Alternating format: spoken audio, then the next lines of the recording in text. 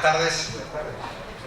Bueno, para nosotros el colegio es un honor tener esta tarde acá a dos profesionales absolutamente destacados en la materia que vamos a tratar. El doctor Horacio Tomás Liendo y un poco el dueño de casa, Guillermo Sagués, que todos conocemos, expresidente de este colegio de abogados. Pero para mí en particular me tomé este privilegio de tener la presentación porque a todos los que nos gusta el derecho a las obligaciones, siempre descubrimos en las obligaciones de dar dinero, que es el tema un poco que hoy se trata, encontramos explicaciones a muchas más cosas permanentemente de lo que en principio es el marco teórico de una materia. El dinero como común denominador de todos los bienes tiene una implicancia no solamente en las transacciones económicas, en los contratos, en las obligaciones propiamente dichas, sino también para entender un poco el contexto económico. Es una oportunidad permanentemente para los alumnos que recién entran a la facultad. Todos nos acordamos cuando hicimos obligaciones allá tempranamente en el segundo año de la carrera, que nos empezaba a entender el mundo. Charlábamos recién antes de entrar que el dinero fiduciario que nosotros conocemos hoy en día, ese que vale más por la confianza de un país o que genera un país, o la riqueza o expectativa que genera un país, es un fenómeno relativamente nuevo en el mundo, en la humanidad. Es un fenómeno que tiene desde la década del 40 del siglo pasado recién, no cumplió 100 años. Sin embargo, muchos países del mundo pudieron resolver el problema de la depreciación de la moneda o del valor relativo de la moneda respecto a otros bienes, o en definitiva, lo que nos trae acá, el problema de la inflación y el derecho. El tema, como ven, es absolutamente rico en aristas, en consecuencias, en la necesidad de análisis. Los problemas que tenemos, muchos lo vemos en la práctica cuando tenemos que sellar o firmar o convenir un contrato de alquiler y no podemos encontrar una referencia de precio que sea razonable y a la vez permitida. Con lo cual, el tema es absolutamente rico y yo me alegro y celebro que tenemos esta tarde, este evento, para reflexionarlo gracias a la iniciativa de Guillermo Sagués, porque fue él el que me propuso hacer esto y juntamente pensamos también en el doctor Liendo, que me enorgullece otra vez en tener presente a los dos, porque lo que es interesante es que los dos les preocupa el tema y lo han tenido presente a través de su carrera profesional. Y de algún modo tenemos representados dos visiones profesionales sobre el tema. El doctor Sagués, con su ejercicio profesional en forma permanente, y en un tema que hoy no tiene respuestas todavía. Hoy todavía la jurisprudencia es zigzagueante, por ejemplo, en un tema que me compartía Santiago la vez pasada acerca de las pólizas de seguros y cómo si se repotencian o no en cuanto a la extensión por la responsabilidad. Es un tema que está ligado al que estamos hablando. Entonces digo, es un tema que cualquier profesional bien preocupado, insisto, se preocupa por profundizarlo, entenderlo y estudiarlo. El doctor Liendo también profesionalmente tuvo la posibilidad, siempre se destacó en el estudio del derecho monetario y en la participación en la actividad pública. Y tuvo participación en lo que fue la ley más importante que hubo en materia de derecho monetario en la República Argentina, que fue la ley de convertibilidad. Con lo cual fue una bisagra en el reconocimiento de los problemas que tenía la Argentina en términos del valor de la moneda. Recordarán, hay gente joven, pero esa ley modificó el Código de Vélez en aquel momento respecto del régimen de obligaciones de moneda extranjera y del uso, que en ese momento era diario, de los índices de repotenciación. Así que con todo esto no les robo más tiempo y simplemente lo que resta es para agradecerle a ambos esta intervención, esta participación. Estamos orgullosos de tener semejante nivel. Lo que tienen allí es el material que ellos han trabajado a lo largo de su vida profesional, que guarda total actualidad. Así que es un material que sigue siendo útil para la problemática profesional de todos los días. Muchas gracias a todos, gracias por su presencia, gracias a ustedes, los dejo en las mejores manos.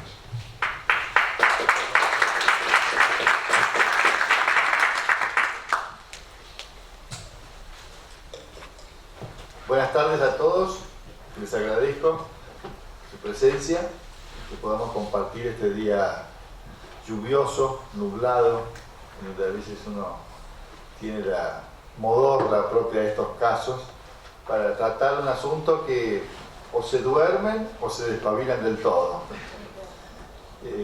Se ha dicho muchas veces, se ha repetido esta frase en el sentido de que, salvo la cuestión religiosa, nada concita pasiones que la cuestión monetaria. Que fue una frase de George Goshman a comienzos del siglo XIX, que era como el ministro del Tesoro británico. Y esto ocurrió también a lo largo de la historia argentina. Comentábamos recién antes de ingresar que cruzó no solo verticalmente, sino horizontalmente la política, la sociedad, etcétera, lo que ocurrió alrededor del campo monetario, de la cuestión monetaria. Sucede que, de alguna manera, la moneda es como el alfa y el omega de las relaciones entre el individuo y la sociedad. Es el punto de encuentro entre lo público y lo privado, entre el presente y el futuro, entre los sueños y sus realizaciones. Es algo que tenemos como representación de nuestro trabajo y que en consecuencia liga muy directamente al ser humano con las manifestaciones monetarias que han ocurrido en distintas modalidades, como recién comentaban, a lo largo de toda la historia de la humanidad. En el caso de nuestro, para ir bajando y aterrizando, incorporando al otro protagonista de este cuento de hoy, que es el derecho, cuando se organiza la Argentina, después de todas las vicisitudes que ustedes conocen, y se da finalmente su constitución, trata la cuestión monetaria en algunas pocas normas de la Constitución, pero que son reveladoras de la importancia y del lugar que tenía respecto de la organización de la sociedad y del sistema económico y rentístico de la nación, como lo llamó Alberdi en su ensayo sobre esta cuestión. Fundamentalmente hay omisiones y presencias en la Constitución. Omisiones, por ejemplo, cuando trata en el artículo 4 los recursos de los que se va a valer este Estado naciente, menciona la renta de correos, la venta de tierras de propiedad estatal, los impuestos de las contribuciones, no menciona el señoraje o la inflación como mecanismo de obtención de recursos por parte del Estado. Esa es una omisión muy relevante para lo que vamos a tratar después a continuación. Después, en el inciso sexto hoy del 75, trata la creación de un banco nacional con facultad para emitir moneda. Y lo que es más llamativo en el inciso aquel 10 del 67, hoy 11 del 75, ¿dónde coloca esta facultad que atribuye exclusivamente al Congreso el constituyente del 53? Bueno, lo coloca en un inciso en donde simultáneamente está tratando del establecimiento de un sistema uniforme de pesos y medidas. En ese mismo inciso establece la facultad de hacer sellar moneda, fijar su valor y el de las extranjeras. ¿A qué se estaba refiriendo el constituyente en ese punto? Se estaba refiriendo a la moneda entonces existente, que era una moneda que tenía un valor intrínseco, es decir, era hecha de un metal, podía ser de oro, de plata, algunas menores denominaciones de cobre o de aleaciones menos relevantes. Entonces, como es necesario para ir al supermercado o a la feria saber si el kilo de carne o el kilo de pan o de harina es el kilo en todos lados, de la misma manera, en el mismo inciso y con las mismas con el mismo énfasis, el Congreso debía establecer cuál era el valor de la moneda, que es lo que se intercambiaba de manera común con todos esos otros bienes. De manera que así vemos claro también que no está prevista la inflación ni la emisión, digamos, de moneda espuria o que no tuviese respaldo. Luego trata en el inciso siguiente lo relativo a el dictado de las normas del derecho de fondo, que es nuestra principal diferencia con el sistema americano. En el sistema americano el derecho de fondo es local, en nuestro caso es nacional, y en consecuencia todo lo que hace a la relación entre acreedor y deudor, que es la que aquí nos interesa cuando tratamos la cuestión monetaria, es una legislación que corresponde al gobierno federal, que corresponde al gobierno nacional, no a los gobiernos locales o provinciales.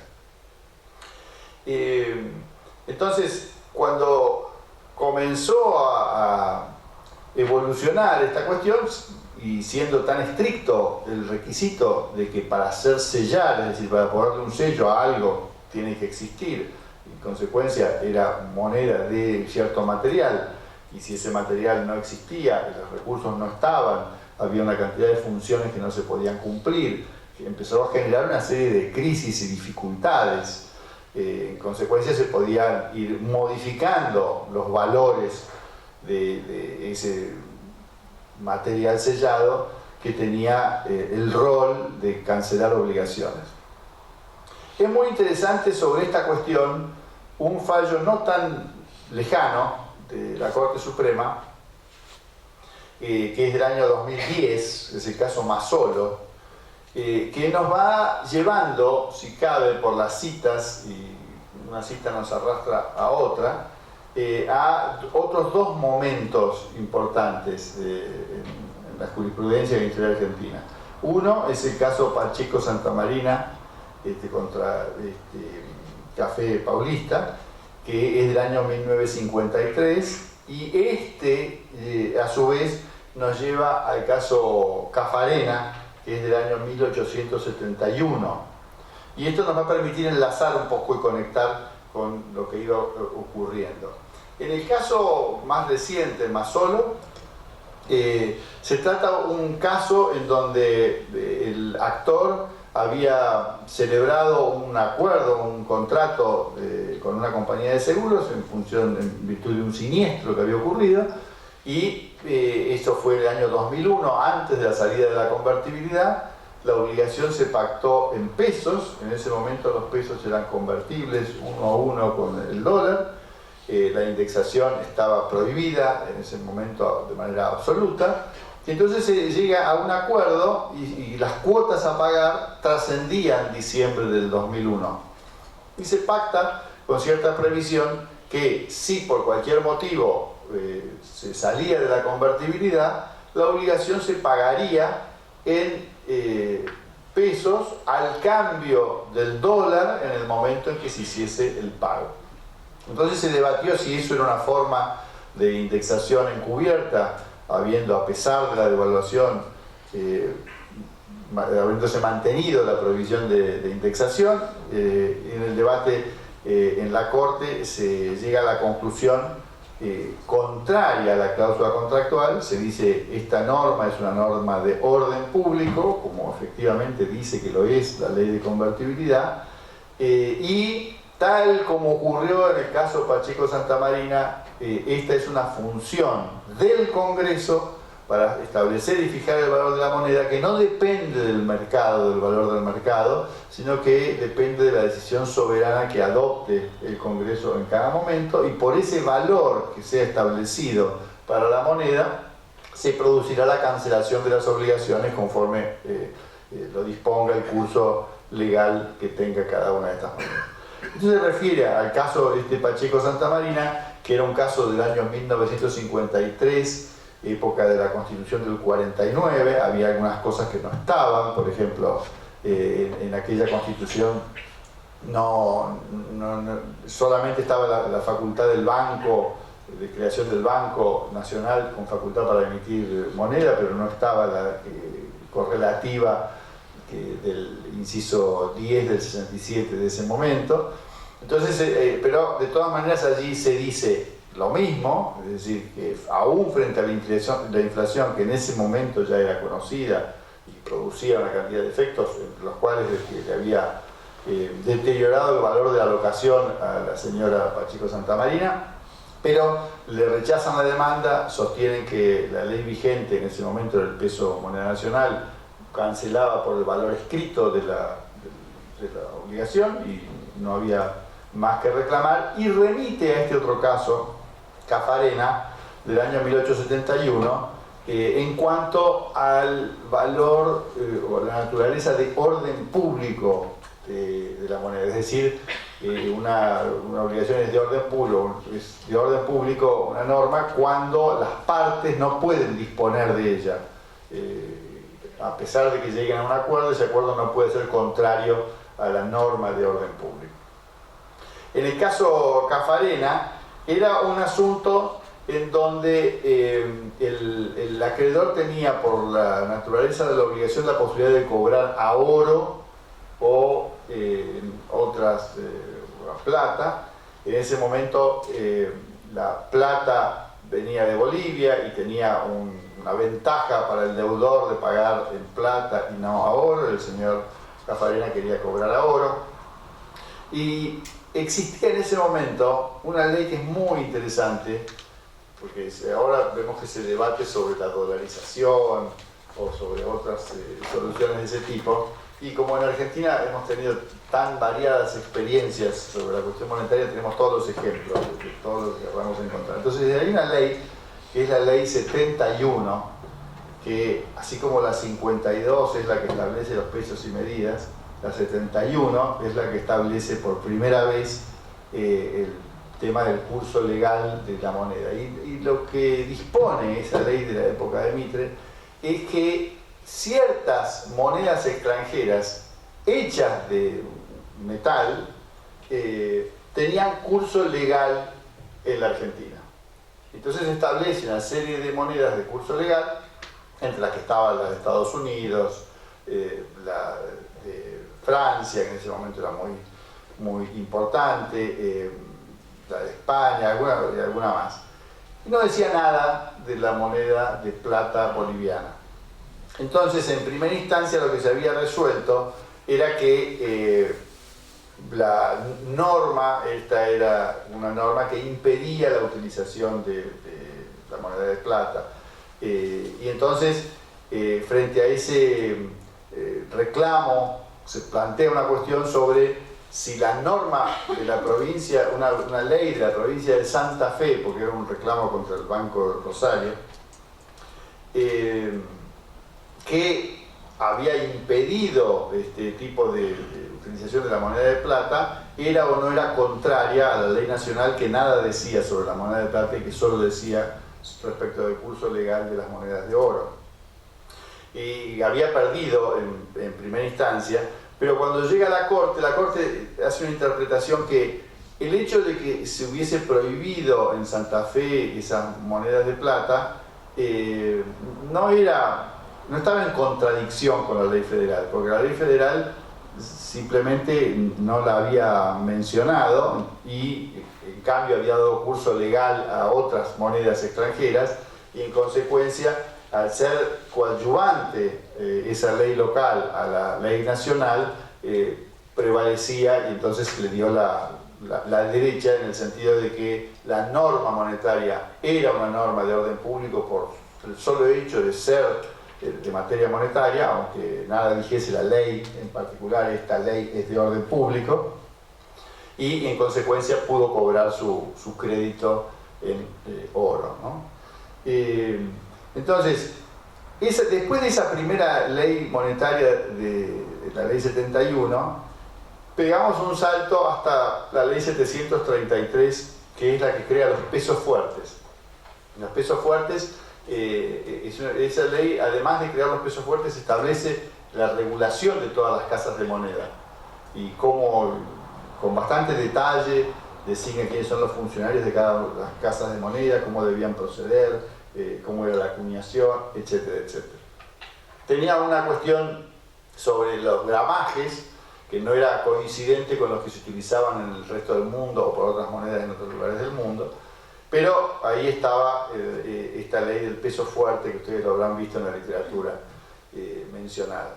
Y después llegamos a la ley 1130, que es la antesala de la convertibilidad más famosa antes de la reciente, que en esa ley es donde se crea, en época de Roca, es donde se crea el primer Roca, el peso argentino. Roca era Julio Argentino, el peso se llamó el peso oro, el argentino oro, que establece los gramajes ya más parecidos a los que se usaban en el resto del mundo. Hay una diferencia de gramos, de unos 66 a unos 60 gramos oro, pero no deroga la ley de peso fuerte. Y a partir de este peso argentino se establece años más tarde, ya en la segunda presidencia de Roca, la primera convertibilidad, o la más famosa. No fue la primera porque hubo otras experiencias de convertibilidad, incluso en la época en que el Banco Provincia se ocupaba de la cuestión monetaria y no era a nivel nacional, pero que tuvieron todas alguna dificultad más o menos. Esta otra, en el año 1899, en general ocurren frente a procesos de revaluación del peso. O sea, los productores locales, cuando se revalúa la moneda, empiezan a ser menos competitivos, entonces empiezan a buscar formas de evitar que la moneda se revalúe. En ese momento lo que se revaluaba era el oro. Entonces dice, bueno, si se emite más dinero a medida que ingresa el oro como consecuencia de la actividad comercial del país, por lo menos se va a evitar que se siga apreciando y se va a generar más moneda. Y empieza a aparecer allí, que en realidad siempre existía, pero con distintos grados de valor, algo que fijara, que determinara el valor del peso papel respecto del peso de valor intrínseco o del metal, digamos, porque el metal, si yo tengo el metal, lo fundo y obviamente tengo oro, ¿no es cierto? Entonces ahí el valor no hay ninguna duda que lo tiene.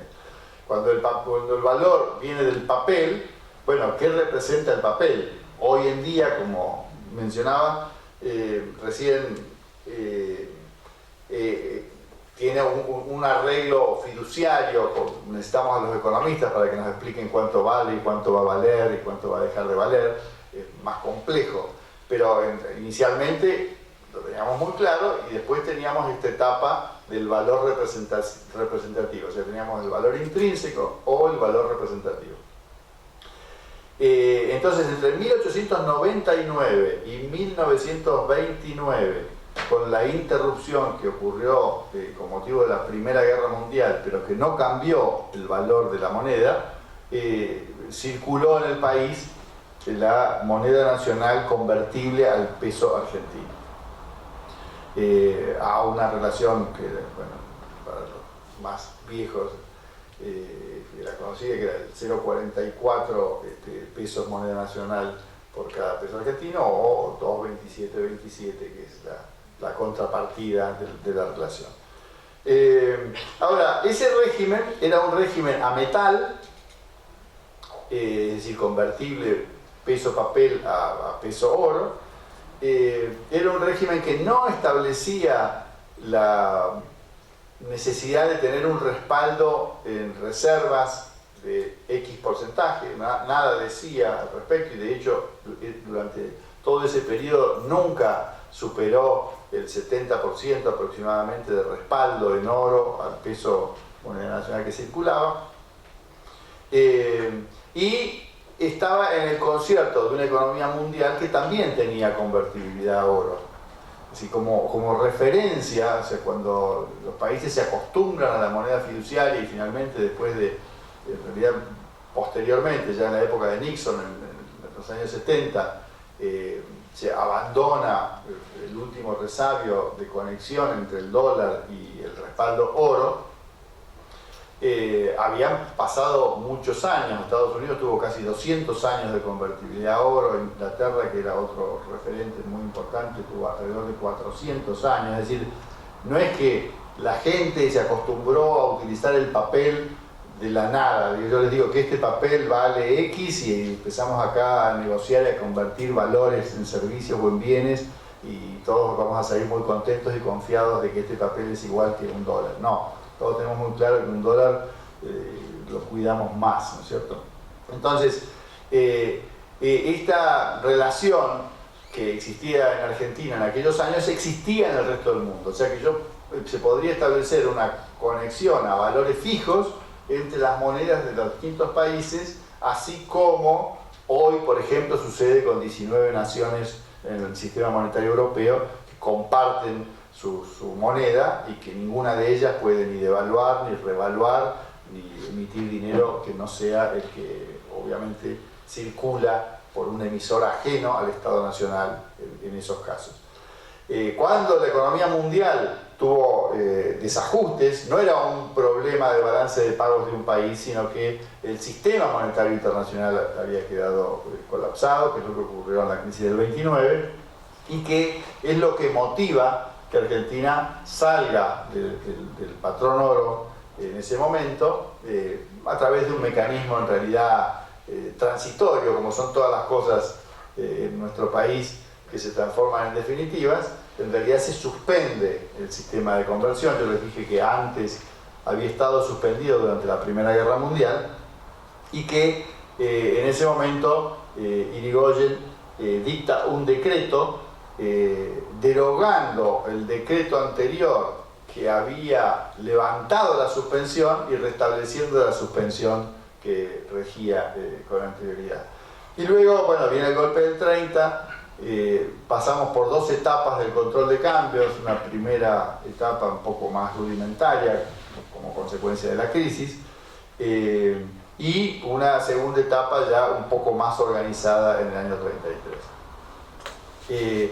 Vuelvo un segundo atrás en algo que después nos toca con la especificación, que es que durante el periodo de la suspensión de la convertibilidad a oro entre 1914 y 1928, fue también interesante cómo ocurrió, jurídicamente me refiero.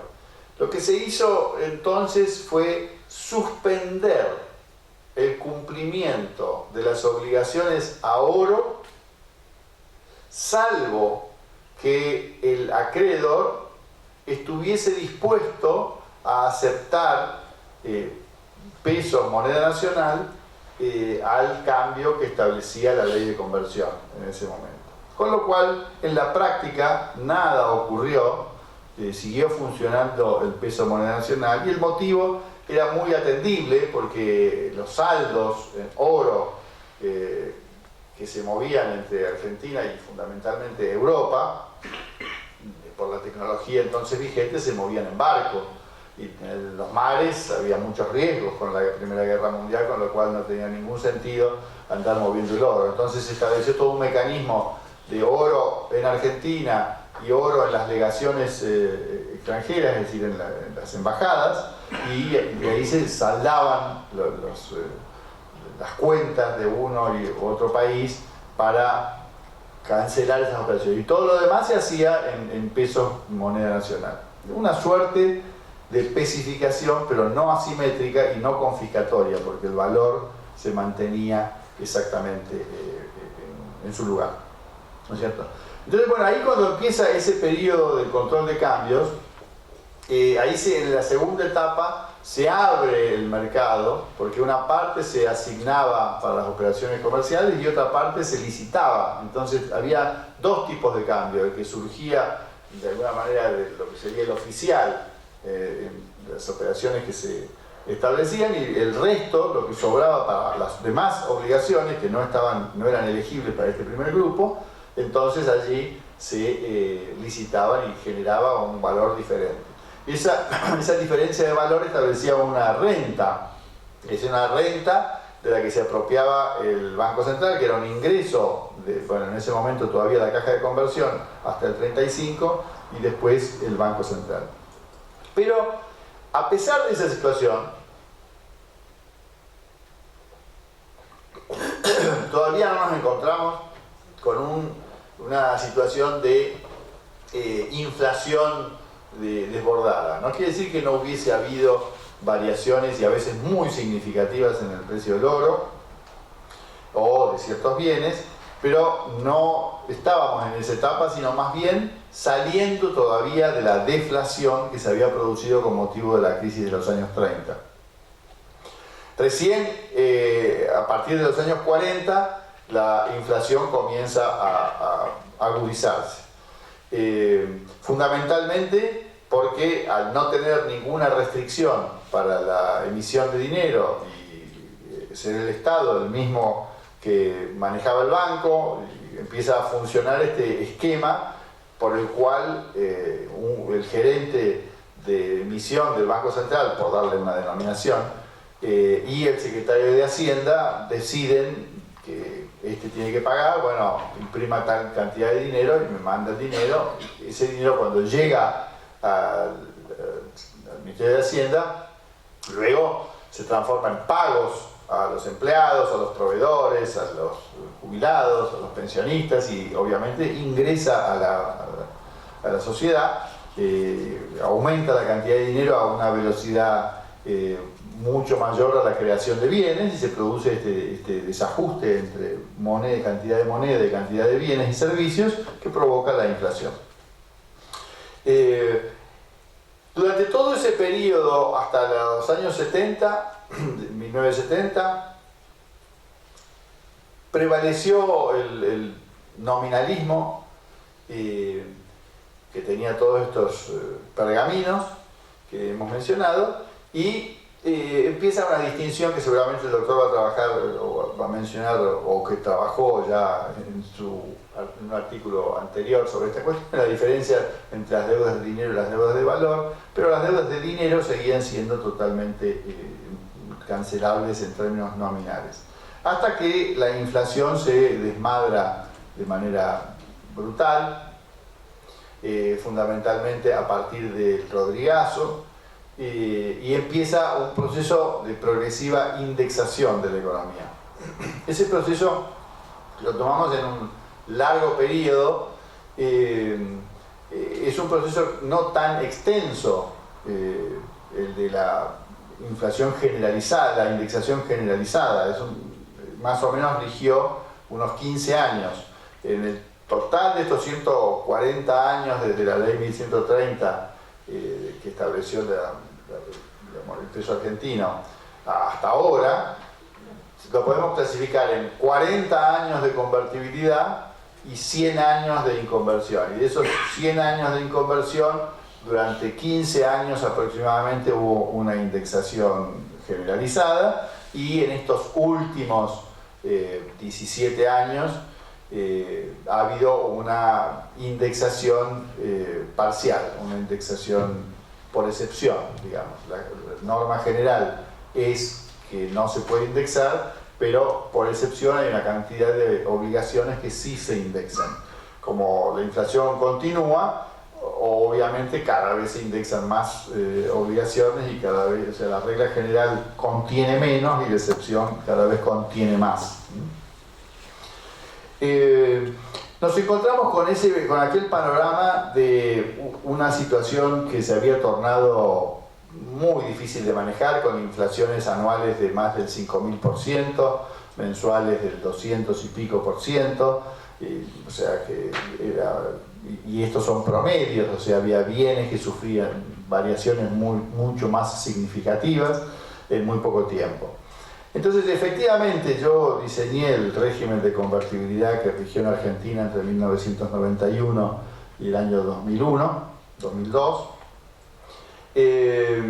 Y para realizar ese diseño tuve en cuenta muchas de estas cosas que les he comentado. Por ejemplo, que dada la poca confianza en la moneda, era necesario que el respaldo fuese del 100%, y no que fuese algo que no se explicara, que no era conveniente que estuviese referido a una mercancía como es el oro, la plata o cualquier otra mercancía, sino que era conveniente que estuviese referido a una moneda fiduciaria, que era importante que esa moneda de referencia fuese una moneda que la población argentina considerase que tenía un valor, y que ese valor fuese suficiente respaldo de sus transacciones. Fundamentalmente que no era compatible que tuviésemos un régimen de conversión a una moneda patrón que estaba emitida por lo que en ese momento, y todavía sigue siendo hoy así, aunque no con tal grado de exclusividad como entonces, la moneda emitida por el país que tenía el sistema monetario y financiero más avanzado del mundo, del planeta. Entonces era como importar institucionalidad. Nosotros ya habíamos demostrado, y todavía nos seguimos demostrando, que no hemos generado como sociedad la cultura institucional, tanto de los usuarios de la moneda como de los emisores de la moneda, para producir moneda de valor estable, de valor constante. Hay otros países que lo han logrado, nosotros no lo hemos logrado.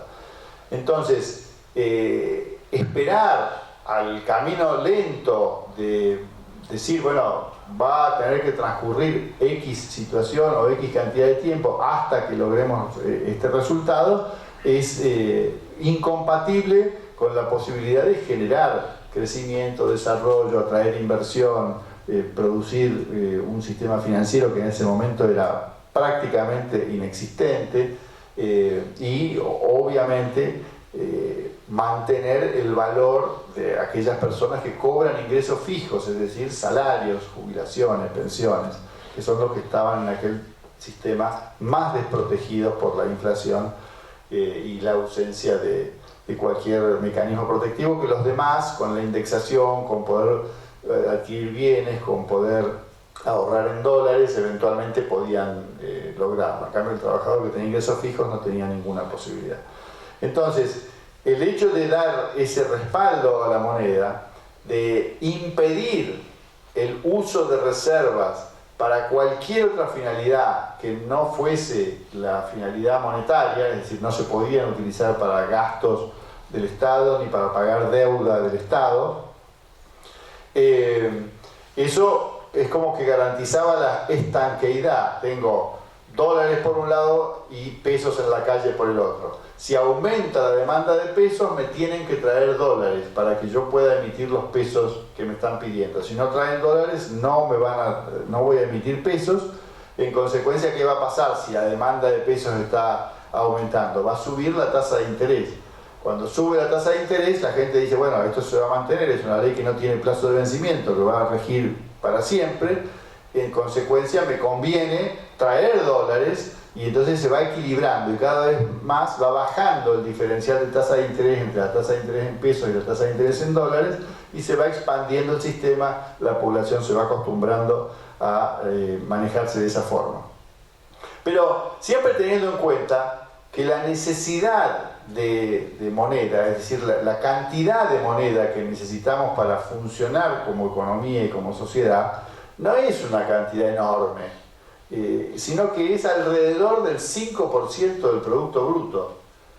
Cuando excedemos la cantidad de moneda, obviamente durante un tiempo las tasas de interés pueden hacernos que mantengamos esas inversiones, pero empieza a producirse lo que ocurrió ahora recientemente, en el año 2017-2018, en donde, por efecto de lo que ocurrió desde el 2002 a la fecha, en donde se destruyó el dólar, porque las obligaciones en dólares fueron especificadas, el peso, porque fue reintroducida la inflación, la indexación, porque se trampearon los índices de precios y en consecuencia ya no eran forma de mantener el valor de las prestaciones. La Argentina se quedó sin moneda, de ninguna clase, de ningún tipo. Y quedarse sin moneda es quedarse sin lenguaje económico y social. Entonces prevalece lo que hemos visto en la sociedad, que es el desorden, la anarquía, la falta de valores, la falta de respeto de unos contra otros, es decir, la ausencia de paz, en la convivencia cotidiana, que es la que nos permite crear valor en nuestras relaciones con los demás, el individuo con la sociedad que yo mencionaba al comienzo. Entonces, frente a esa ausencia, se buscan paliativos, pero que son solo paliativos. Ya no se busca resolver el problema, eliminar la inflación. Obvio que, como todos los profesionales de mi edad, en la época previa a la convertibilidad, la indexación era el ABC. Teníamos la lapicera o la Olivetti para hacer nuestros escritos y la calculadora para hacer las liquidaciones. Y era mucho más importante cómo hacíamos las liquidaciones que cómo hacíamos los escritos. Entonces, cuando planteé, me acuerdo la anécdota al doctor Cavallo, que era el ministro con el que yo trabajaba, él quería hacer, cuando yo le llevé la idea esta de la convertibilidad, me dijo, bueno, pero hagamos que haya una sola indexación y que esa indexación sea por el valor del dólar. Como el dólar iba a quedar 1 a 1, prácticamente no iba a haber indexación. Pero yo le dije, mirá, yo creo que eso no va a funcionar, porque yo no tengo derecho a cambiarle el índice por el que pactaron sus obligaciones los contratantes. En cambio, el Estado sí tiene el poder para establecer, mediante una norma de orden público, que si la moneda de reserva, el dólar, no se indexa, la moneda emitida, el peso, tampoco se indexe, y prohibir la indexación como había ocurrido en otras experiencias extranjeras en situaciones equivalentes. Y eso seguramente, en una estimación, se podrá ser aceptado por la jurisprudencia, como efectivamente ocurrió en el caso YPF contra Provincia de Corrientes, donde la Corte convalidó y dijo exactamente eso, en el sentido de que si el sistema que el Estado se dio para cumplir con la cláusula constitucional de hacer sellar moneda, establecer su valor y el de las extranjeras, es un sistema que cierra, que tiene lógica interna, entonces la prohibición de indexar es compatible con las garantías constitucionales que se establecen a favor de los habitantes. Obviamente que no se me ocurrió en aquel momento prohibir la indexación si reingresaba la inflación estructural, es decir, si desaparecía el régimen de convertibilidad y volvíamos a estar en la situación en donde estamos hoy. Pero, contrariamente a mi previsión, la lógica no es lo relevante para legislar. Se decidió salir de la parte que, en mi opinión, era la que resolvía el problema, que era la convertibilidad en sí, y mantener aquellas otras cláusulas que eran accesorias o coadyuvantes a la convertibilidad, que eran la prohibición de indexar.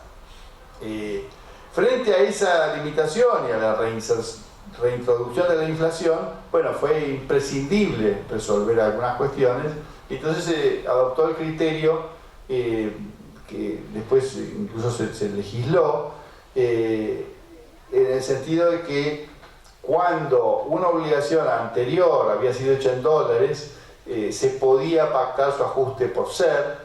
A su vez, el gobierno, para compensar a los bancos, porque decidió hacer una especificación asimétrica, es decir, convertir los depósitos a un tipo de cambio y las deudas a otro tipo de cambio que generaban una pérdida, entonces emitió un montón de deuda.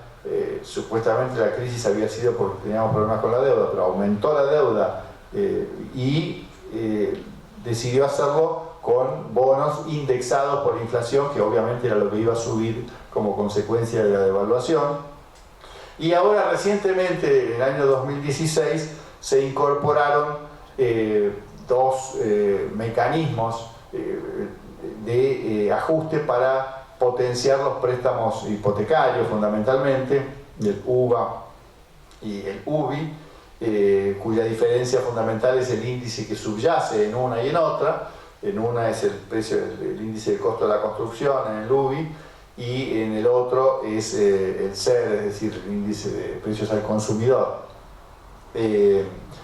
Y con eso se pretendieron generar mecanismos parecidos a los que existen en Chile con la unidad de fomento, que funcionó realmente muy bien. Fue otra experiencia que a ellos les anduvo. En el caso nuestro, cuando se acelera la inflación y los niveles son tan altos, la gente se empieza a asustar sobre la relación entre el valor de la cuota y el valor del préstamo, y aunque la norma establece algunos paliativos y algunos mecanismos de renegociación, bueno, no es tan fácil y ese mercado no ha crecido como esperaban las autoridades que hubiese crecido, a pesar de que al comienzo sí tuvo un buen desarrollo. Mi opinión personal sobre esto, llegando ya a las conclusiones, es la siguiente. Primero, la función de fijar el valor de la moneda es una función del Congreso, y lo es porque están allí contenidas la protección de las garantías constitucionales de la población. El sistema constitucional funciona de esa manera. O sea, una cosa es la reglamentación de la ley que corresponde al Poder Ejecutivo, y otra cosa es la reglamentación de los derechos y garantías que corresponde al Congreso. Es cierto que hay algunas cosas en el medio después del 94, como decretos de necesidad de urgencia, sin esta limitación, que bueno, son anomalías. La inflación no está contenida en la Constitución.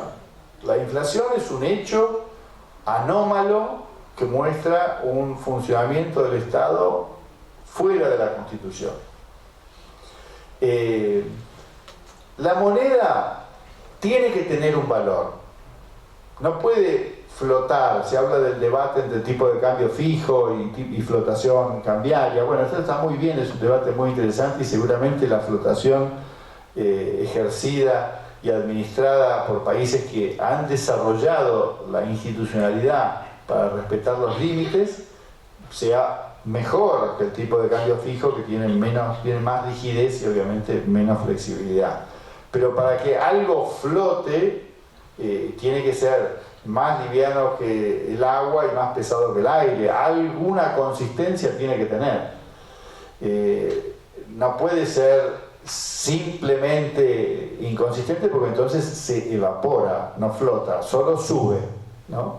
Entonces, el hecho de que la moneda tenga que tener un valor nos lleva a estos tres parámetros posibles de valor: un valor intrínseco, lo que mencionaba, de oro, de plata, etc.; un valor representativo, la moneda representa A, es un vale de, etc.; o un valor como resultado de, es decir, se establece un sistema. Por ejemplo, el Bitcoin es una moneda, en la práctica, que no tiene ningún respaldo, no es representativa, no tiene valor intrínseco, pero tiene valor por efecto del resultado de un algoritmo, es decir, una fórmula matemática que es tan compleja que para poder generar unidades de Bitcoin hay que invertir en computadoras, procesos y demás para que se pueda producir, que son los mineros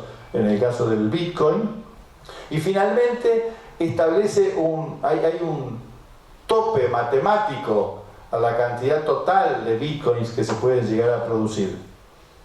En consecuencia, ese límite total a la cantidad de moneda versus la ilimitada cantidad de bienes y servicios que se pueden transar es lo que determina que el Bitcoin aumente su valor, pero lo va a aumentar de manera infinita a un determinado momento. No se sabe el cuándo, y la clave para ganar o perder dinero es el cuándo, ¿no es cierto? Pero, digamos, es un ejemplo para decir, no necesito ninguno de los otros elementos en tanto y en cuanto la responsabilidad, el límite que se den las autoridades para emitir moneda sea tan serio como un algoritmo matemático que no se pueda superar.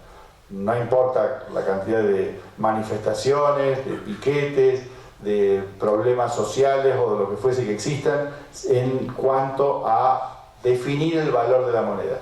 Y lo que necesita la sociedad no es una cantidad inconmensurable, es el 5% del Producto Bruto que tiene que destinar de una manera o de otra a proveerse de un elemento esencial para la vida en común y para poder progresar. Con esto cierro aquí y le cedo la palabra al doctor.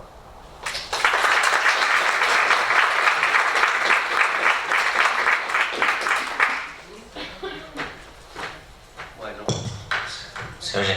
¿Escucha? Bueno, como yo no conozco tanto ni mucho menos de la ciencia económica, voy a referirme a las consecuencias de tipo jurídico que ha generado durante nuestra historia moderna la inflación. Esta idea, como decía el doctor Santarelli, se me ocurrió en una búsqueda de jurisprudencia y se me cayó esto de dentro de un libro, con este color. Este es un artículo que yo escribí, salió publicado el 21 de abril de 1994 en El Derecho. Estaba titulado Breve reseña sobre la influencia de la inflación en la jurisprudencia nacional, que abarcaba 4 periodos históricos, a los que de alguna manera se refirió el doctor recién, y vamos a repasarlos, ni siquiera someramente, por hacer un poco de historia del paleolítico jurídico monetario argentino, sino porque estamos viviendo una mezcolanza de estas 4 etapas en este momento. Especie de déjà vu vivimos siempre los argentinos en esta materia, o como lo dije coloquialmente entre los amigos cuando se preparaba esta jornada, que la Argentina en materia inflacionaria es como el día de la marmota. Nos despertamos recordando lo que pasó ayer y seguramente que es lo mismo que va a pasar mañana. Los rostros pueden cambiarse de edad, nos volvemos a viejos, pero la cuestión es que estamos empantanados en un tema serio. Pero bueno, sería mucho más amplio el debate económico, monetario, político. Vamos a reducirnos a las cuestiones jurídicas y al hoy, que nos está pasando a nosotros en el derecho argentino, que nos está pasando en la justicia y que está pasándonos en los abogados. En este repaso histórico yo veía 4 etapas, es decir, cuando los jueces empiezan a reconocer la inflación sobre los créditos, en una etapa que puede decir desde el año 53, 55 hasta el año 75, donde empiezan a conceptualizarse los conceptos a los que hacía referencia el doctor, de la diferenciación jurisprudencial de las deudas de dinero y de valor. Fundamentalmente era un concepto que emanaba de la Sala A de la Cámara Nacional de Apelación en lo Civil, con Borda y Llambías, con Alperín en la Cámara Nacional en lo Comercial, y donde los juristas argentinos debían superar mentalmente y su propia formación, es decir, el apego al artículo 619 del Código de Vélez, cuya nota explícitamente dice lo que decía el doctor: solamente el Congreso es el que puede cambiar el valor de la moneda. No entraba en la cabeza de Sarri que hubiera otro fenómeno que no fuera. Sin embargo, por ahí en la nota dice: si esto ocurriere, legislaríamos de otra manera. Fue premonitorio, porque ocurrió y largamente lo que dijo Vélez. Subsisten durante esta época, estos 20 años, frente a tasas de inflación del 20-30% anual, con algunas caídas en algunos gobiernos militares, en la primera época del gobierno del doctor Ilia, un serrucho siempre ascendente con altas inflaciones, con sus influencias negativas en las cuestiones sociales, políticas y el atraso relativo de la economía nacional. El nominalismo y el valorismo. El nominalismo se mantenía para aquellos que eran obligaciones puramente dinerarias, cheques, pagarés, alquileres, y el valorismo estaba determinado a aquellos que se suponía que tenían un valor intrínseco, es decir, un quid y un quantum, decían los juristas. El quid era la amputación de un brazo, el daño moral, es decir, algo que tiene un valor que se representa en moneda, pero que es susceptible de estar actualizado. La forma, la veríamos que iban a cambiar sustancialmente a partir de 1975, cuando se produce una serie de sucesos económicos entre los meses de mayo y junio del 75, una época que inmortalizó a un ministro de Economía como pocas veces en la historia, que era el señor Celestino Rodrigo.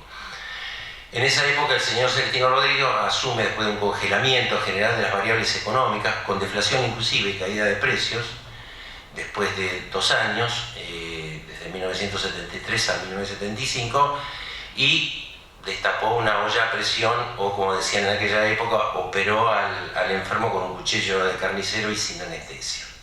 De un día para otro aumentó la nafta el 200%, los pasajes en colectivo el 300%, las convenciones colectivas algunos habían firmado por el 45%, y a las 48 horas la UOM celebraba en la Plaza de Mayo haber firmado por el 175, 180%. Es decir, todas las variables se dispararon y se provocó, si no una hiperinflación, una desarticulación total de la estructura de precios.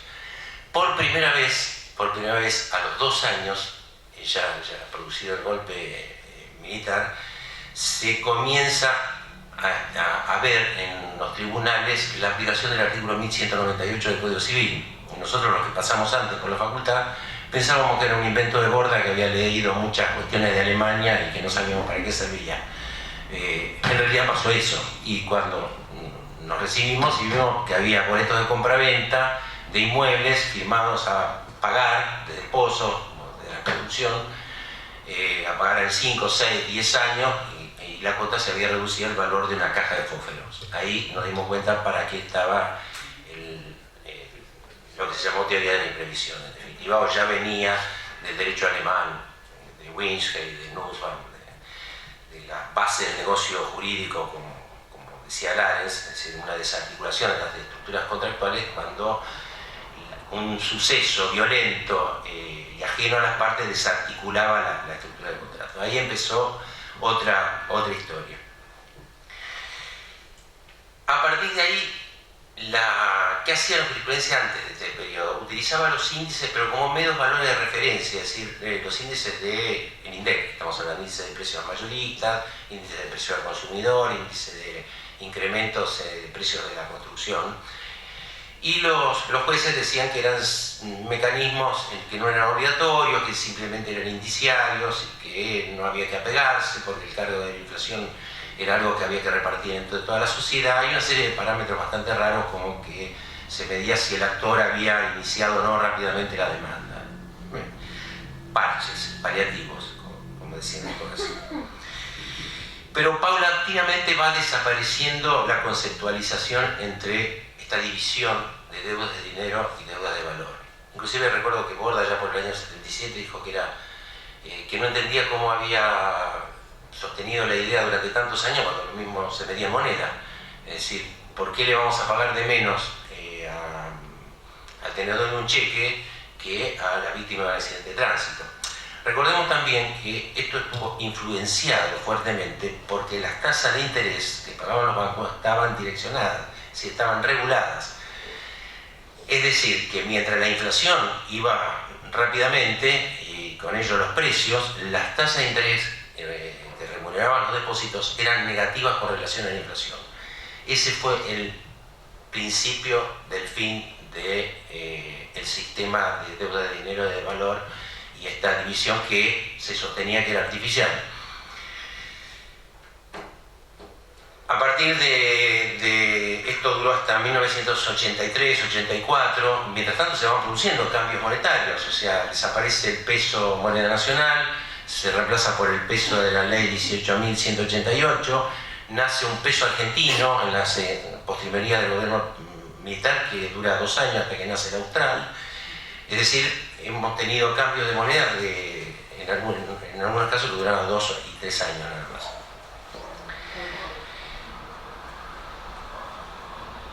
A partir de 1983, 1984 y hasta el advenimiento de la ley de convertibilidad se produce una generalización de la aplicación de los índices en la jurisprudencia. Desaparece la división entre deudas de dinero de valor y tanto las normas administrativas como las normas legales como la jurisprudencia adoptan los índices en forma masiva. Es decir, no había manera de escaparse de que, esto que contaba el doctor, de que los abogados trabajábamos con una maquinita, con un rollo de papel, que imprimía en forma permanente las liquidaciones. Yo por ahí tengo una y la dejo de recuerdo, pero la tenemos para tener buena memoria. Todo se basaba en un concepto que nace de la jurisprudencia y que fue repitiéndose machaconamente hasta crearse como si fuera la Biblia, que es: la deuda actualizada no la hace más onerosa para el deudor. Esto que implica un descomunal desacierto económico, porque si esto fuera así, bastaría con indexar todas las variables económicas, todos los precios, todos los servicios, y viviríamos todos de lo más felices. Es decir, tomamos droga cada vez en mayor cantidades hasta encontrar una estabilidad hacia el infinito. En realidad esto no sucede así porque la inflación, una de las cosas que la caracteriza es que no tiene efecto marea, es decir, no todos los precios crecen al mismo tiempo y de la misma forma, sino en forma de terremoto, es decir, crecen de manera tal que algunos quedan sumergidos y otros van para arriba. Por eso la gente se asombra, este es el efecto terremoto, no el efecto marea. Dice, ¿cómo el tomate aumentó 500% cuando la inflación es el 50%? Precisamente porque los índices miden promedios y no esto que estoy refiriendo al efecto terremoto. Hubo casos también con incremento de los niveles de inflación, patéticos, muchos de ellos conocidos, la famosa circular 1050 del Banco Central, que era una forma de actualizar préstamos con el sistema francés, con resultados catastróficos. Y la Corte Suprema dicta un fallo en el año 1984 que fue tomado literalmente y en forma extensiva por los jueces de las instancias inferiores, que es el caso Hilandería-Solmos, donde dice: para apartarse de los índices, los jueces deben dar pautas objetivas de ponderación de la realidad económica. Automáticamente toda la jurisprudencia dijo: lo único que podemos hacer es aplicar índices, salga como salga. Hubo un desencuentro total de la justicia final del caso respecto de la aplicación de los índices y cuáles fueran las consecuencias, porque lo que se procuraba, vamos a recordarlo, era que el acreedor no se empobreciera, el acreedor en accidente de tránsito, el acreedor de cualquier crédito, no implicaba de ninguna manera una carta abierta para pulverizar al deudor. Nos quedábamos sin deudores y sin pagaba, y eso pasaba a niveles realmente absurdos. Así llegamos a la hiperinflación de 1989, fines de 1989, el plan Bonex, que implicó un retiro de toda la base monetaria para transformarla en títulos de la deuda pública. Eso provocó un descomunal incremento de las tasas de interés, que también tuvo que ser corregido por la Corte en la causa García Vázquez. O sea, no solamente fueron los índices, sino que esas tasas de interés, creo recordar que los bancos se cerraron antes de Navidad, o sea, una semana antes, ¿no? De diciembre del 89, y se abrieron para el 10 de enero. Mientras tanto, los argentinos no tenían plata ni para tomar el colectivo, o sea, no había efectivo. Las tasas de interés llegaron a ser del 25.000%. Obviamente nadie las pudo pagar, salvo dos supuestos: las cauciones bursátiles y el hogar obrero. Ya sabemos cómo terminó la cooperativa más grande de Latinoamérica. Quiso poder cumplir y no pudo. Se transformó en el concurso preventivo más grande de la historia de los tribunales de Latinoamérica.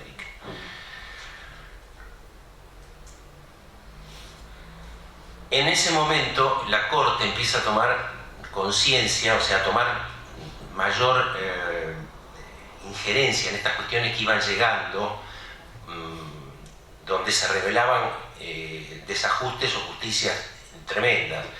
Por ejemplo, en la causa Pronar, o en la causa Kuckerman, sobre todo en esta última, la indexación de los honorarios del abogado que había intervenido en la sucesión superaba el valor de todos los bienes de la sucesión. Ese era el llevar hasta las últimas consecuencias aquel concepto que yo digo, desacertado de la deuda actualizada, no la más onerosa para el deudor. Ahí estaba revelado totalmente que se trataba de una verdadera falacia. Sin embargo, esto seguía.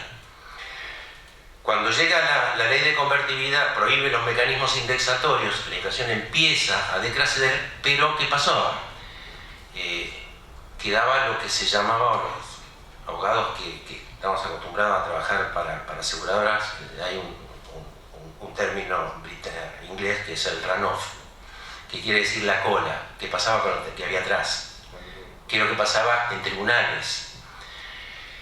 Entonces, algunos jueces empezaron con un mecanismo de actualizar hasta el 31 de marzo del 91, que fue el momento que empieza la ley de convertibilidad, y luego prohibir aplicar las tasas bancarias. Bueno,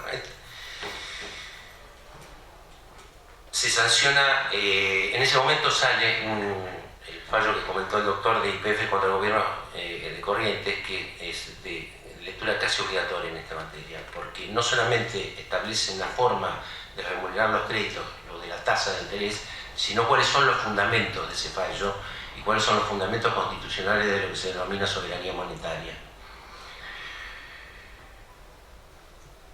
Pasado un tiempo y viendo que los estragos hacia atrás continuaban, el Congreso sanciona la ley 24.283, que es el segundo intento de desindexación hacia atrás.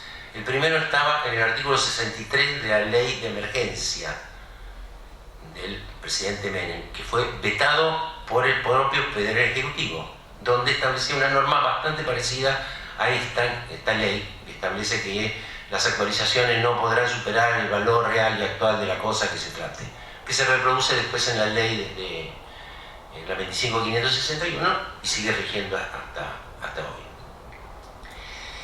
hoy. Pero era tan fuerte la mecánica introyectada en el Poder Judicial respecto de que la indexación era el derecho de propiedad, no un instrumento para garantizarlo, que recuerdo hasta un fallo de un camarista de Dolores que dijo que la ley 24.283 era una ley infame. No se me ocurre hoy que alguien pueda calificar, la ley infame es lo que la hacen, pero no la ley en sí misma. Y había que reconocerle que más allá de la exageración, lo cierto es que de buena fe se consideraba que el acreedor que no recibía su crédito actualizado de acuerdo a los índices hasta el último peso, no importaba que se desprendiera del valor de la cosa que se prendiera, raro que llegáramos a cifras realmente absurdas. Los casos fueron hasta el infinito, ¿no? O sea, hubo casos, bueno, el doctor Pizarro lo recordará porque le tocó intervenir a él, donde el rechazo de una demanda provocaba que y había que actualizar el crédito reclamado para regular los honorarios. Resulta que el abogado le regulaba el honorario de manera tal que la cifra final implicaba que al deudor le hubiese preferido perder 100 veces el pleito. Luego un juicio contra Omega también, pues. Donde empieza ahí una desindexación jurisprudencial primaria, digamos, ¿no? Junto con la ley 24.283. Todos sabemos cómo termina por lo menos cómo terminó abruptamente el sistema de convertibilidad. Antes habían existido las denominadas cuasimonedas desparramadas por las provincias. En la provincia de Buenos Aires también tuvimos la nuestra. En medio de un desorden político, económico y monetario, el Congreso y las autoridades de aquel momento decidieron poner fin al sistema de la convertibilidad, y ahí empieza esta nueva etapa que viene hasta hoy. La ley 25.571 mantuvo la prohibición de indexar, actualizar, repotenciar, es decir, mantuvo esas consecuencias de la ley de convertibilidad que estaban previstas precisamente, como decía el doctor Liendo, que eran accesorios a un sistema de estabilidad monetaria. no a un sistema donde subsistiera dejar la inflación dispararse alegremente y prohibir la indexación. Ustedes todos ya podemos recordar lo que hubo en estos últimos años, esfuerzo compartido, SER, renegociación de hipotecas, en fin, todos los artificios a los que se recurrió para tratar de recomponer las relaciones contractuales afectadas por la salida de la convertibilidad. Lo cierto es que reapareció la inflación. Vamos a tratar después, en unos minutos, algunos los dos últimos fallos de la Corte, que me imagino de la provincia que los que más les debe interesar a todos por su influencia en la jurisprudencia actual, que son el caso Vega y Nidera, donde la Corte realmente utiliza en 10 renglones para definir cuándo nació este último periodo inflacionario, 10 renglones. Se refiere a la segunda etapa del gobierno de la década anterior, qué sé yo, cuando voy a decir, mire, el segundo gobierno de la señora Fernández de Kirchner, pero nadie le quiso poner que acá le dedicaron 10 renglones de eufemismos, son para decir que en realidad esto empezó fuertemente a partir del 2009-2010. Cuando reaparece la inflación, la Corte nuevamente se pone en acción y aparece lo que decía el doctor Liendo, la causa Mazzoli. Y ahí existe un luminoso voto del doctor Petracchi, donde Poblán dice, de alguna manera la indexación o la actualización de los créditos puede haber servido para salir de determinadas situaciones de injusticia o de inequidad, pero todos sabemos cómo terminó la historia. La causa Pronar, la causa Kuckerman, en fin, todos esos desajustes que llevaron a que los créditos se repotenciaran mucho más allá de lo que realmente eran, para convertirse en fuentes de enriquecimiento incausado o de explotación de los deudores. Y ahí Petracchi dice, los jueces tienen la obligación de manejar instituciones como la tasa de interés, el equilibrio contractual, el abuso de derecho, y le sugiere ese voto a todos los jueces que usen la cabeza, el sentido común y la racionalidad, y que no se aten ni a fórmulas establecidas prohibitivas como la que prohibía la indexación, ni tampoco le dieran rienda suelta a lo que estaba prohibido, que era la actualización. Sin embargo, en algunos lugares tuvo éxito la voluntad del doctor Petracchi, en otros no. En 2009, la Cámara Nacional de Apelaciones No Civil resolvió en un fallo plenario, todos lo conocemos, causa Zamudio, que las deudas en mora se pagan con la carga de la tasa activa del Banco Nación. Y le guste o no le guste, y dejaron un reglosito diciendo que bueno, esto se modifica únicamente si existiera una alteración del capital de condena. O sea, hicieron un plenario donde la regla general podía ser variada, pero nadie hasta ahora que se sepa, salvo algunas salas en particular que votaron en ese sentido, lo aplica. En general, en la Justicia Nacional, tanto en civil por el plenario como en la comercial, aplica directamente la tasa activa. ¿Qué pasa en la provincia de Buenos Aires? Allá por el 2015 deciden que, agarrando una causa de honorario de abogados, que el inciso A de la ley, del artículo 54 de la ley 8904, que establecía que los honorarios podía cargarse la tasa activa, la indexación estaba prohibida, era en el fondo inconstitucional porque esa tasa tenía un componente inflacionario. A los 4 meses, frente a la protesta, por supuesto, de todos nosotros, de los colegios, de los abogados, de ese cómo que componente inflacionario, la tasa pasiva con estos niveles de inflación, realmente iba a traer problemas constitucionales y se convertía en negativa, fuertemente negativa.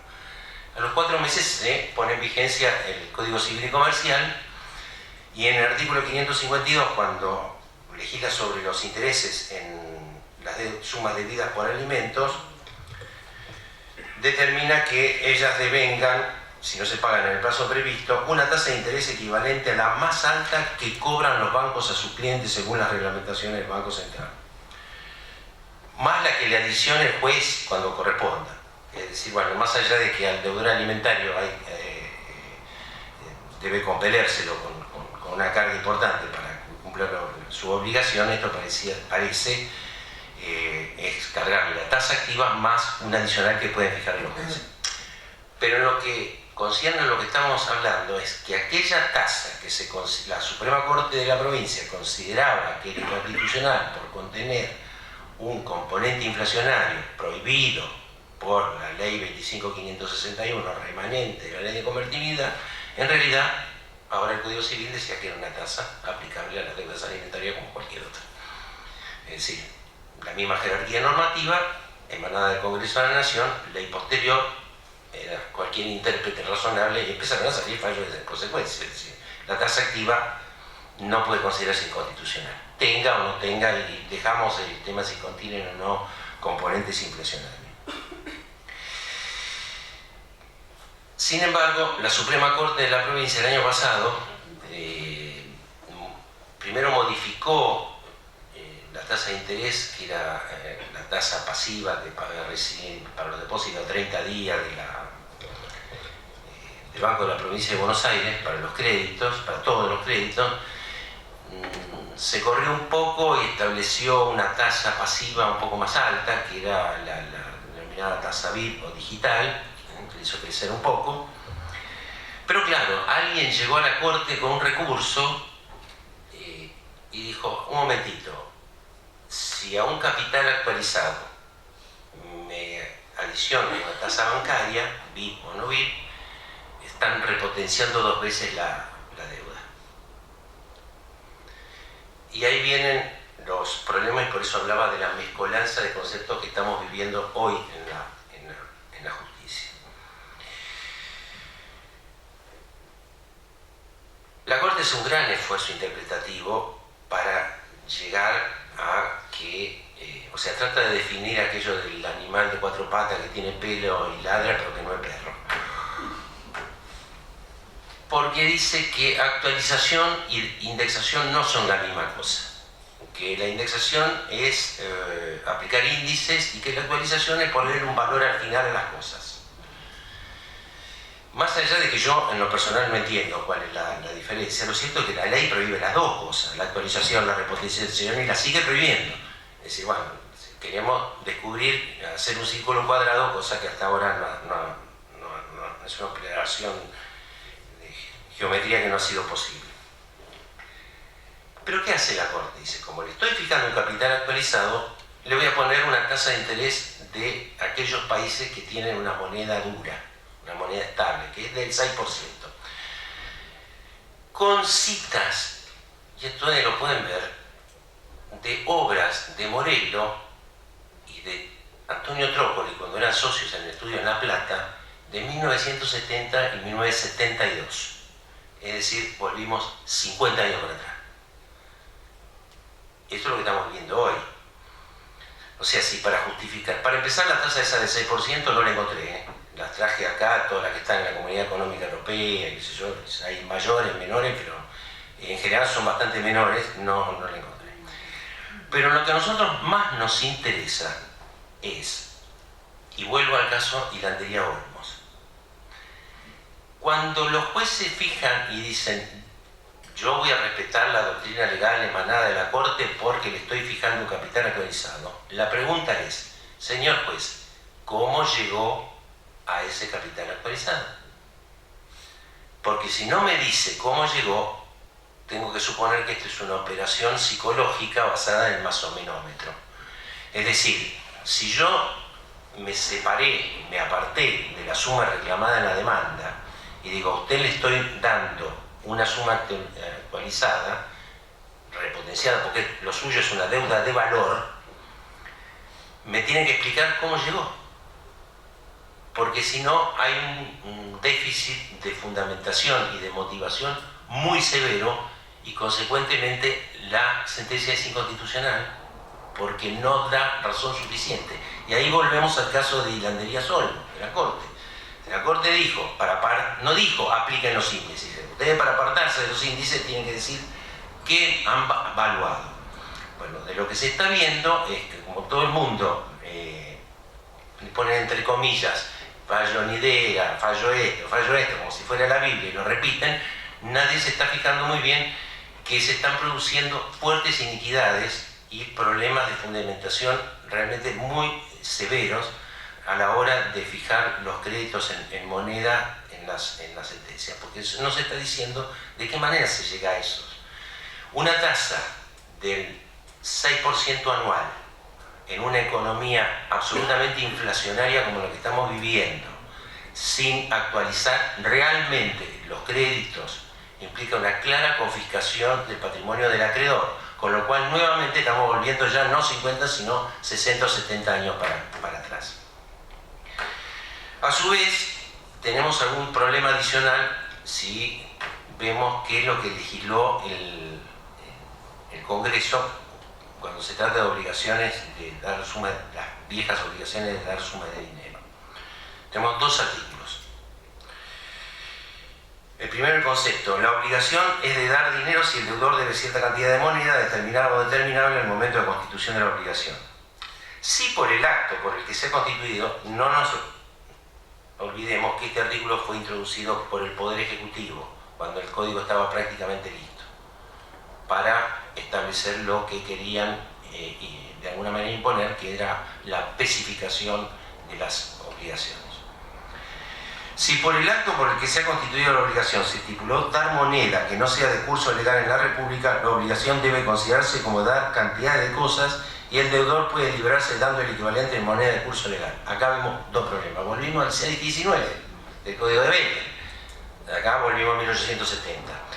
Pero sucede que el nuevo Código no legisla sobre las obligaciones de dar cantidades de cosas, con lo cual es un farolito que está dando vuelta ahí que no se sabe muy bien qué es lo que quiere decir. Pero en lo que a nosotros nos interesa es si la obligación se pactó en dólares o en euros, hay que ir a la casa de cambio y convertirlo a la cotización del día, acompañar el diario como hacíamos hace 30 años y decir son tantos pesos. Pero resulta que la Corte también, y vuelvo al tema de hoy, de las deudas de valor. El 772 dice, cuantificación de un valor. Si la deuda consiste en cierto valor, el monto resultante debe referirse al valor real al momento que corresponda a tomar en cuenta para la evaluación de la deuda.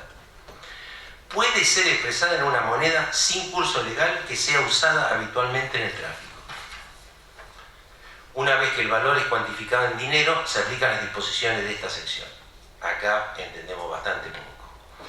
Resulta que de la soberanía monetaria hay obligaciones de valor que pueden ser cuantificadas por los jueces en moneda extranjera. Pero antes habíamos dicho que la moneda extranjera hay que ir a la casa de cambio, convertirla en peso y pagarle al acreedor en peso. Esta falta de sistematización, de haber introducido una norma que es ajena a la sistematología adoptada por el Código, provoca esta clase de problemas. Pero lo cierto es que hay una norma que establece que determinadas obligaciones pueden determinarse en una moneda de uso habitual en el mercado. ¿De qué se trata? La moneda de uso habitual que usan los argentinos es el dólar, eso ya lo sabemos. Esto es un eufemismo,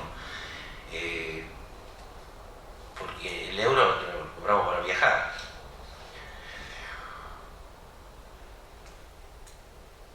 Mientras tanto, la economía argentina ha empezado a indexarse desde hace años, primero levemente y después cada vez más. ¿Por qué? Porque la inflación es como el agua que llega a la cota de un dique. En algún momento lo rompe. Es inevitable. O sea, las normas jurídicas, no nos olvidemos como abogados que son superestructurales. Como toda superestructura, si la realidad empuja, las termina y no se adaptan, no son flexibles, las termina destruyendo. Es una ficción decir que la economía argentina hoy no está indexada, como sería una ficción aquel señor que decía que ponía un revólver arriba de una mesa y decía: la inflación en Argentina no existe.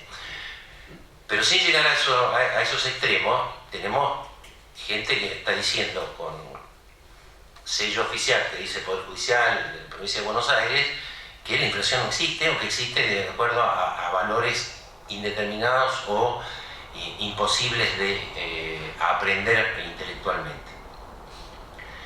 Mientras tanto, se siguen dictando normas, títulos públicos, la propia Corte reconoce que existen, que son actualizables. Se están produciendo, por ejemplo, las variaciones de las sumas aseguradas de los seguros. Hubo algún fallo de Mar del Plata o de Azul, muy interesante, donde dijo: no hay que superar la suma máxima asegurada, pero hay que actualizarla desde la fecha en que se celebró el contrato de seguro hasta el momento del pago. Bueno, es una indexación agotada, pero es una indexación al fin. Lo cierto es que desde la salida de la convertibilidad es innegable que el proceso inflacionario rampante que ha vivido la República ha vuelto a renacer gravemente. Desde 2002 hasta ahora, la inflación argentina ha crecido al 2.900%. O sea, ya no tenemos que ir a la cifra del 5.000%, pero ya tenemos 2.900%, que es imposible de concebir que ninguna, no hablemos de los efectos económicos, pero las relaciones jurídicas se alteran totalmente y estamos otra vez empezando a buscar aquellos que somos tan afectos los argentinos, los bypass, ¿no? O sea, el contrato de locación el primer año 100 pesos, el segundo año 230, de acuerdo a la inflación pasada, no la que va a venir. ¿Qué sabemos la que va a venir? Nos dicen que el año pasado decían que iba a ser el 30, terminó el 52%. La segunda después de Venezuela, o la cuarta en el mundo después de los dos Sudanes, del norte y del sur, que están en una guerra civil genocida de hace 25 años. Primero Venezuela. Esta es la realidad. Tenemos hoy una huelga en tribunales. ¿Por qué? Por un tema salario. Los salarios no se actualizan. Es decir, las paritarias no son un sistema de actualización permanente de los niveles salariales. O se actualizan por la productividad, porque la Argentina se ha desarrollado violentamente en los últimos 10 años. No sucede eso. Las tarifas de los servicios públicos, el precio de la nafta. Es decir, la economía argentina está siendo nuevamente indexada en todos los sectores, y no quiero cargarle con esto mucho la tinta a los jueces, porque en realidad los jueces tratan de dar soluciones que generalmente llegan tarde y mal porque no están preparados para esto. Es decir, así como morían defendiendo la indexación a ultranza, es decir, aquello de que la deuda no la hace más onerosa, la deuda actualizada no la hace más onerosa para el deudor, y provocaban que si Alditela se indemnizara con $40.000, $50.000, esto pasó, esto sucedió. Ahora pareciera un terror visceral a admitir la existencia de la inflación y ni siquiera asumir la realidad tal como es. Aquel mensaje de Petrarca, la causa Mazor de 2010, era el primer indicador de que algo malo estaba pasando y algo peor iba a suceder. Pero los jueces tienen la posibilidad de hacerlo recurriendo a instrumentos que están en la legislación sin necesidad de vulnerar algo que es esencial, que son las garantías de la Constitución para todos. Todo esto que estamos hablando son paliativos. O sea, si no queremos tener problemas, no tenemos inflación. Pero ese es el gran problema de la política económica argentina de los últimos 60, 70 años. Y nos llevaría muchísimo más de una jornada siquiera ponernos de acuerdo en cuáles serían los temas a tocar. Porque enseguida vienen las etiquetas en un tema en que en el mundo dejó de ser un problema. Si le sacamos la etiqueta a la cuestión y no le decimos monetarista, dirigista, estatista, neoliberal, saquemos la etiqueta, quizá empecemos a encontrar un rumbo en común para encontrar que nuestra economía tiene un cáncer que va directamente vinculado a nuestro atraso relativo y ha impedido el crecimiento y el desarrollo de las posibilidades de los argentinos durante muchísimos años. Lo que necesitamos es equidad, sensatez, sentido común, y aquello que decía Moreno, que los jueces no pueden ser fugitivos de la realidad, nunca.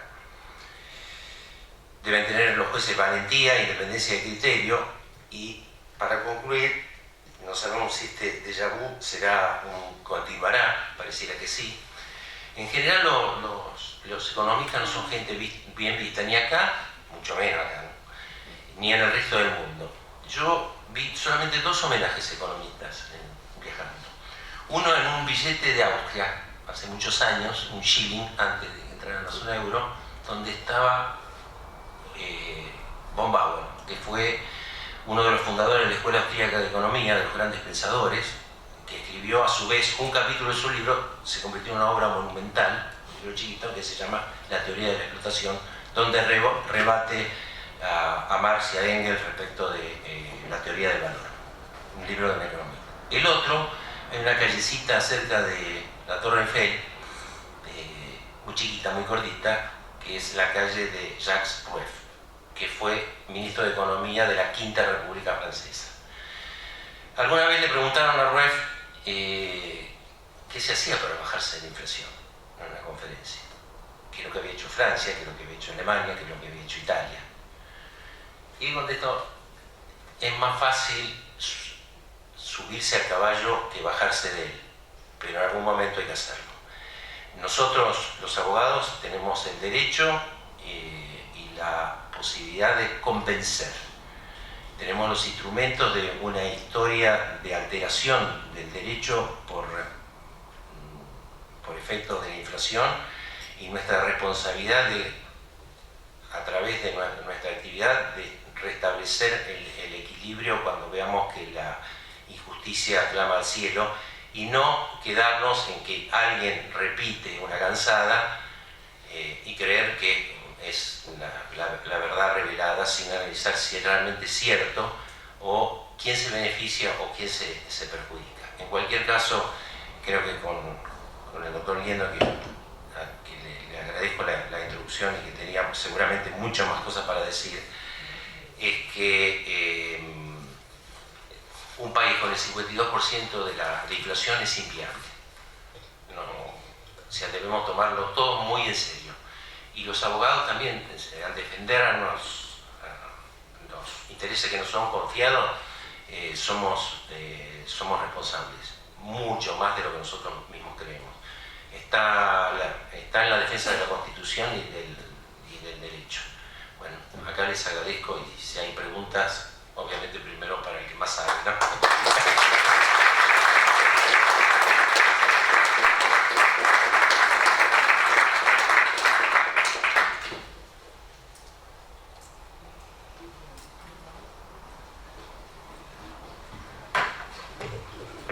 ¿Preguntas? ¿Sí? Bueno, yo estoy recorriendo porque a Guillermo lo tenemos más cercano todos los días y le podemos preguntar más fácil. Cuando se contempló el proceso que llevó a la convertibilidad, obviamente hoy estamos a 7 años.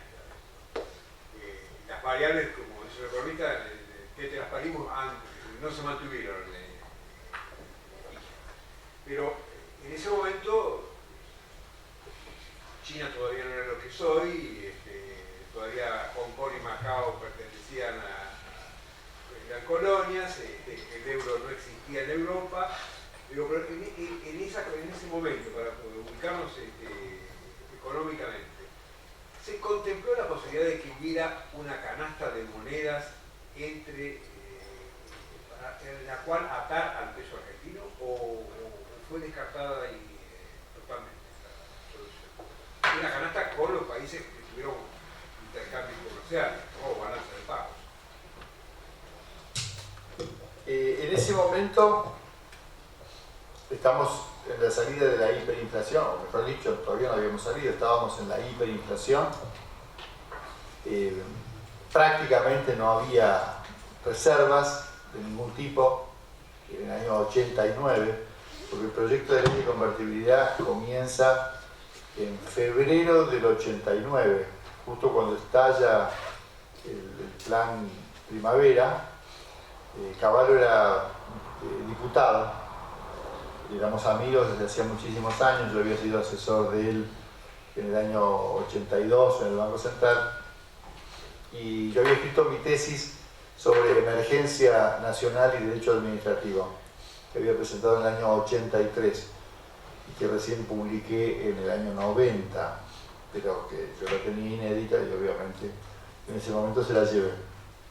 Entonces empezamos a trabajar en un proyecto que era más complejo, que finalmente se conoció 2 años después, en el 91, en donde, en un esquema parecido a lo que hizo Pellegrini en la crisis del 90, que fue uno de mis principales inspiradores en estas ideas, cuando crea la caja de conversión, no establece la convertibilidad lisa y llana. Hay un proceso entre el año 1891 y 1899 que va desde la creación de la caja de conversión hasta la efectiva conversión en el 99. La caja de conversión viene después de una ley que era la ley de bancos garantidos. La ley de bancos garantidos le permitía a los bancos privados emitir moneda con un cierto respaldo metálico. Obviamente los controles eran ineficientes, así que los bancos, cuando empezaban las crisis y corrían los depósitos contra el oro, bueno, yo teóricamente en un sistema de convertibilidad entrego, nosotros lo que vamos a comprender más fácil, el dólar, pero el peso que recibo lo retiro del sistema. Si ese peso lo vuelvo al sistema, entonces tengo 2 pesos por $1 y al final todo colapsa, ¿no es cierto? Entonces ese peso no puede volver a circular. En la época de los bancos garantidos, los bancos volvían a poner en circulación billetes que teóricamente estaban amortizados porque habían sido cancelados en oro. Entonces cuando llega Pellegrini se encuentra con una cantidad enorme de dinero y muy pocas o casi ninguna reserva. Entonces la caja de conversión establece un mecanismo para ir amortizando, para ir rescatando dinero fiduciario. Esto es algo parecido, es lo que nos acaba de ocurrir en la salida del kirchnerismo y el comienzo del macrismo, digamos. O sea, por distintos motivos la gente conservó dinero a la vista en mayor cantidad que el dinero necesario para las transacciones, entonces es como que sobra el dinero. Hemos parado la base monetaria en octubre del año pasado y todavía seguimos teniendo inflación. Eso es porque evidentemente la cantidad de dinero que hay excede, ¿no? Entonces, en ese momento, año 89, se planteó un esquema que era una suerte de convertibilidad a lo que se llama al margen, es decir, el dinero nuevo que se emitiese iba a ser con el mecanismo de me traen $1, entrego $1, por decirlo, si fuese 1 a 1, no era 1 a 1 en ese momento, pero exactamente con ese mecanismo. Pero todavía para la operación inversa, me traen pesos y les doy dólares, no hubiese regido, ¿no? Hasta que hubiese una cantidad de reservas tales que permitiese que esa operación fuese con la seguridad de que todos los pesos estaban respaldados. Y la moneda de respaldo se iba a completar con un impuesto a las exportaciones que se iba a cobrar en dólares, y entonces durante ese periodo más o menos se iba acumulando. Dentro de ese diseño que era muy embrionario, todavía estaba en mi cabeza, me acuerdo que él organizó una reunión con sus economistas, yo fui invitado a Córdoba y nos estuvimos debatiendo de una forma medio socrática, si cabe, de cómo se fue construyendo la idea. Se analizó ese tema de la canasta o la unidad fija. Y en realidad la tesis fue, ante la inexistencia, decirle al público un abstracto como es X porcentaje de marco alemán, X porcentaje de franco francés, X porcentaje de peseta o de cruzado, cruzeiro brasilero en ese momento, o el peso uruguayo va a ser equivalente a un peso, era una ecuación muy compleja para un escenario en donde durante un mes, solamente en 30 días, los precios subían con más de 200%. Entonces, frente a eso, la practicidad de la identificación simbólica con lo representado, que era el dólar, llevó a este esquema. De todas maneras, en mi opinión, ahí no hubo una causa del problema, ¿no? Es decir, tomemos el año 2001, el peor año de la convertibilidad, que finalmente es abandonada por una decisión del Estado, no porque el sistema intrínsecamente hubiese, como se dice, implosionado o colapsado. La convertibilidad funcionó como estaba previsto, tuvo una base monetaria que empezó en 4.000 millones de dólares, llegó a un pico de 16.000 millones de dólares y cayó durante el año 2001 a 6.000 millones de dólares, pero tenía 12.000 millones de reservas el Banco Central, 12.000 millones de dólares de reservas. Y las exportaciones durante el año 2001 fueron superiores a las importaciones en un 25%. Fue el año de mayor cantidad de exportaciones argentinas, y obviamente por la recesión, de menor cantidad de importaciones en ese periodo. Y el superávit comercial fue del 25% de las exportaciones. O sea que los que dicen que el tipo de cambio del año 2001 estaba atrasado, obviamente comparado con qué, puede ser, obviamente el dólar se había apreciado muchísimo contra el euro en ese año, como nosotros teníamos un respaldo dólar, el peso se había apreciado de esa manera. A su vez, el peso respecto al dólar, desde que se estabilizó su valor, tuvo 12% menos de inflación que el dólar. Es decir, la productividad de Argentina en ese periodo creció más que la productividad americana. Lo cual no es porque acá pusimos la robótica, es porque arrancamos de un nivel de productividad bajísimo y ellos ya tenían un nivel de productividad muy maduro, es decir, que la velocidad a la que nosotros íbamos mejorando nuestra productividad en ese periodo era mayor a la que ellos iban creciendo, porque marginalmente estaban en otro momento, ¿no es cierto? Entonces, no había una necesidad monetaria de salir de la convertibilidad en el año 2001.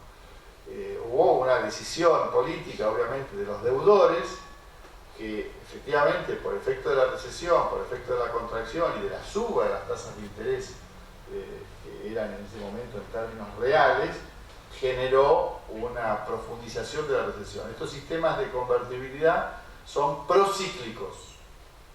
Entonces, cuando está en recesión, obviamente acentúan el ciclo recesivo; cuando está en expansión, acentúan el ciclo expansivo. Ese es un defecto conocido ab initio del sistema. Pero para paliar eso, en el diseño de la convertibilidad que hicimos, como la moneda de base, es decir, el dólar, se podía utilizar a través de estas reformas que se hicieron en el Código Civil como moneda de curso voluntario, nada impedía que esos 10.000 millones de dólares que bajaron de las reservas del Banco Central, porque la gente trajo los pesos que se retiraron de circulación y se quedó con los dólares, nada les impedía usar esos dólares para el funcionamiento de la economía. Sucede que hubo una situación política en donde entre el conjunto de los deudores y importantes deudores con poder político, como son los estados provinciales, en particular la provincia de Buenos Aires, generaron una situación que finalmente colapsó políticamente. Pero en el año 2002, Argentina prácticamente no tenía vencimientos de deuda, se vencían 2.000 millones de dólares. La deuda estaba en manos de bancos argentinos, compañías de seguro, AFJP, etcétera, etcétera, que era la mitad de los bonos en circulación, que estaba totalmente reestructurada el 14 de diciembre del año 2001, decreto firmado y demás. Y quedaba para reestructurar 40.000 millones de dólares que tenían los bonistas extranjeros, digamos. De esos 40.000 millones de dólares, en la primera fase de la reestructuración, que había sido por otro tanto, se habían armado con un fideicomiso que estaba en caja de valores y no se habían cancelado los bonos. es decir, que se conservaban en caja de valores, en fideicomiso, los efectos de la votación de una eventual reestructuración, y eso daba la mayoría de votos en casi todas las series de los bonos más emblemáticos que estaban pendientes. Con lo cual, la fase 2 de la reestructuración, sin necesidad de hacer ninguna barbaridad, ni siquiera pedir una quita de capital, simplemente bajando los intereses y reestructurando en plazos, era una situación totalmente transitable. Y ustedes se fijan que lo que quedó después de la reestructuración del año 2005 fueron 24.000 millones de dólares, que fueron los holdouts de ese momento. Entonces, quiere decir que solo se reestructuró 5 años después de la crisis, en una reestructuración que en esa magnitud era absolutamente innecesaria para lo que Argentina tenía, un 40% de la deuda pendiente.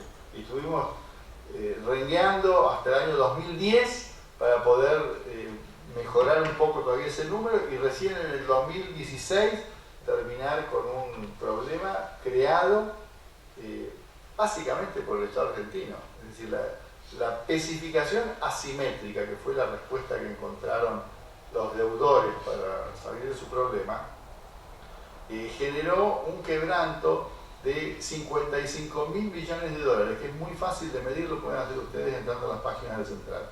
Había deudas de los privados con los bancos por 70.000 millones de dólares.